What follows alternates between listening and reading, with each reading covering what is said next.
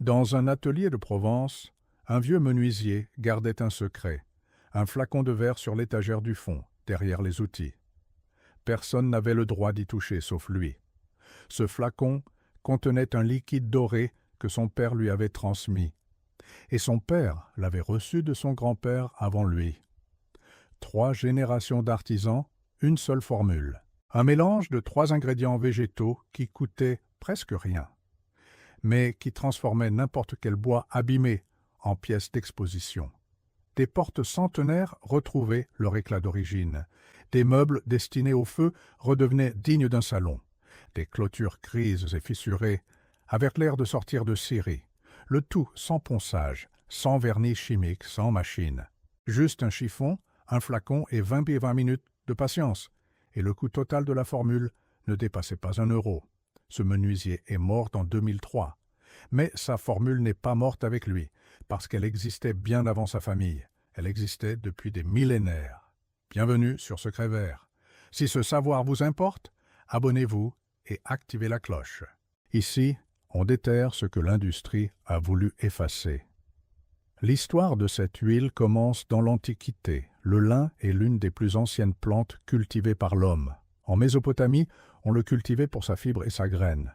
Dans les tombes égyptiennes, on a retrouvé des tissus de lin encore intacts après 4000 ans sous le sable du désert. Et dans la Chine ancienne, les artisans du bois ont fait une découverte.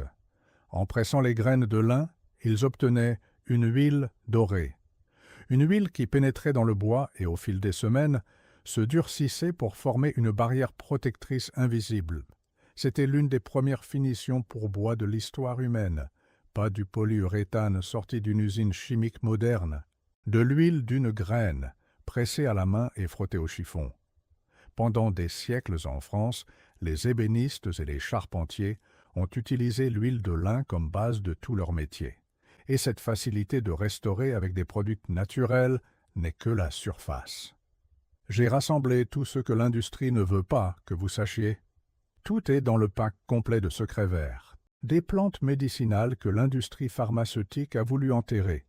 Des traitements maison qui coûtent des centimes et marchent mieux. Des techniques de conservation que vos grands-parents utilisaient. Des engrais naturels qui font exploser votre jardin sans rien dépenser. Des secrets de fermentation que plus personne n'enseigne. Et bien plus encore. Plus de 10 guides en un seul endroit, sans détour, droit au but. Le lien est dans la description. Mais restez ici, la vidéo ne fait que commencer. Les charpentiers de marine en Bretagne enduisaient leurs coques d'huile de lin avant chaque traversée vers les Amériques. Le bois résistait au sel, au soleil tropical et aux tempêtes. Les portes des cathédrales de Chartres et de Reims, traitées au XVe siècle, tiennent encore debout aujourd'hui. Les tonneliers de Bordeaux l'utilisaient sur les fûts de chêne pour protéger le bois qui vieillissait le vin pendant des décennies. Si une huile végétale pouvait protéger un navire en pleine mer, imaginez ce qu'elle peut faire pour votre terrasse de jardin, ou pour la table en chêne que votre grand-mère vous a laissée. Puis, dans les années 50, tout a basculé. L'industrie pétrochimique a introduit des résines synthétiques. Le polyuréthane, les lacs et les vernis chimiques ont envahi le marché. Plus rapides à appliquer, plus brillants au regard et surtout beaucoup plus rentables pour les fabricants. L'huile de lin coûtait des centimes le litre. Les produits synthétiques coûtaient des euros et exigeaient une nouvelle application tous les 2 ou 3 ans. L'industrie n'a pas changé parce que les nouveaux produits étaient meilleurs. Elle a changé parce qu'ils généraient des revenus récurrents. Et la formule ancienne a disparu en silence des rayons des magasins. Maintenant, je vais vous expliquer ce qui se passe au niveau moléculaire. L'huile de lin est un triglycéride riche en acide alpha, linolénique. C'est un acide gras polyinsaturé qui réagit avec l'oxygène de l'air. Quand vous frottez cette huile sur du bois, elle ne reste pas en surface. Elle pénètre profondément dans la structure cellulaire du bois. À l'intérieur, les chaînes d'acides gras se réticulent entre elles et forment un réseau polymère flexible qui remplit chaque pore. Cette réticulation crée un nouveau matériau à l'intérieur des fibres, une résine naturelle qui se dilate et se contracte avec la température, mais qui repousse l'humidité et résiste aux rayures pendant des années. La différence avec le polyuréthane est considérable. Le polyuréthane reste sur la surface comme une coquille plastique, une fissure dans cette coquille et l'humidité s'infiltre en dessous. Alors le film se décolle, fait des cloques et se casse. C'est pour ça que tant de terrasses vernies deviennent grises. L'huile de lin fait exactement le contraire, elle devient partie intégrante du bois lui-même. Et c'est cette différence que l'industrie préfère que vous ignoriez. Ajoutez du vinaigre blanc au mélange, et il se passe quelque chose. Le vinaigre est de l'acide acétique, un solvant naturel puissant. Il traverse des décennies de saleté et d'oxydation sans abîmer les fibres saines qui se trouvent en dessous. Pendant que le vinaigre arrache la couche grise morte, l'huile de lin inonde le veinage fraîchement exposé et commence à polymériser immédiatement. La surface cesse d'être une croûte desséchée et recommence à se comporter comme du bois vivant. Le troisième ingrédient est la clé de toute la formule. La térébenthine, un solvant naturel distillé de résine de pin. Elle dilue l'huile de lin pour qu'elle pénètre beaucoup plus profond et durcisse beaucoup plus vite que sans additifs. Sans térébenthine, l'huile peut rester collée en surface et mettre des semaines à sécher complètement. Avec la térébenthine, elle s'absorbe en minutes et durcit en heures. Maintenant, parlons du coût réel de cette formule. Un flacon d'huile de lin cuite coûte environ 2 €. Un litre de vinaigre blanc coûte moins d'1 €. Et un petit pot de térébenthine coûte autour de 3 €. Ça suffit pour plusieurs applications pendant des mois. Le coût par application est inférieur à 1 €. Comparez ça avec ce que facture un professionnel. Restaurer une terrasse de 20 mètres carrés en France coûte entre 400 et 1000 €, rien que la main-d'œuvre. Faire restaurer un meuble ancien dans un atelier spécialisé peut coûter entre 200 et 600 € la pièce. Vous pourriez faire votre premier essai pour moins d'1 €. Sans rendez-vous, sans semaine d'attente, sans poussière inutile. Voici la préparation étape par étape. Étape 1. Procurez-vous les 3 ingrédients en quincaillerie.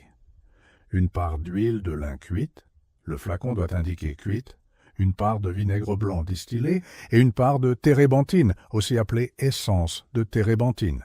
Étape 2. Mélangez parts égales dans un bocal en verre avec couvercle. Secouez vigoureusement 30 secondes jusqu'à obtenir un liquide doré. Étape 3. Nettoyez la surface du bois avec une brosse sèche. Retirez la poussière, les toiles d'araignée et les résidus. Pas besoin de poncer, pas besoin de décaper, pas besoin de machine. Étape 4. Trempez un chiffon propre en coton dans le mélange. Appliquez en suivant le sens du veinage avec des passes fermes et régulières. Travaillez par section d'environ 60 cm de large. Étape 5. Laissez la première couche pénétrer 10 à 15 minutes. Ensuite, essuyez l'excédent avec un chiffon sec et propre. Étape 6. Attendez 24 heures, puis appliquez une seconde couche. Cette deuxième application approfondit la couleur et renforce la barrière protectrice dans les fibres du bois. Si vous voulez l'essayer sur une vieille terrasse, commencez par la planche la plus abîmée. L'avant-après sur une seule planche vous convaincra immédiatement. Pour les meubles d'intérieur, utilisez un chiffon plus doux, moins de pression et des mouvements petits et contrôlés. Les pièces anciennes répondent très bien parce que l'huile rend de l'humidité et de la souplesse à un bois desséché depuis des décennies. Tables, commodes, étagères et cadres reprennent vie. Mais écoutez bien cet avertissement de sécurité. Les chiffons imbibés d'huile de lin peuvent s'enflammer seuls. Par combustion spontanée, si vous les laissez en tas froissé, étalez-les toujours à l'air libre pour qu'ils sèchent pas complètement. Ou plongez-les dans l'eau dans un récipient métallique fermé. Ne les laissez jamais dans un atelier, un garage ou une pièce fermée. Ce n'est pas un conseil, c'est une règle de sécurité stricte. Pensez maintenant aux chiffres à l'échelle industrielle.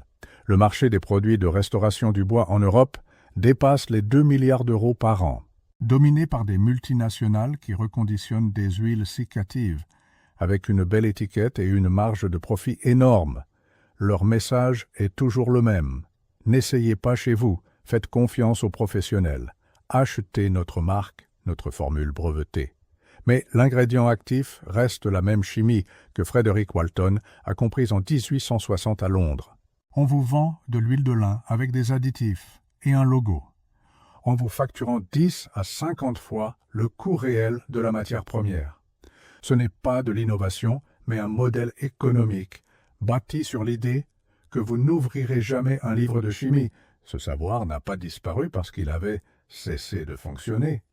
Il a disparu parce qu'il était trop utile et trop peu cher.